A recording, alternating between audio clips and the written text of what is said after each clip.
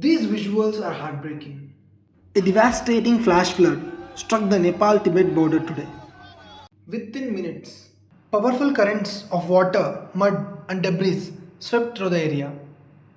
Homes, roads, bridges Were destroyed, leaving behind massive devastation.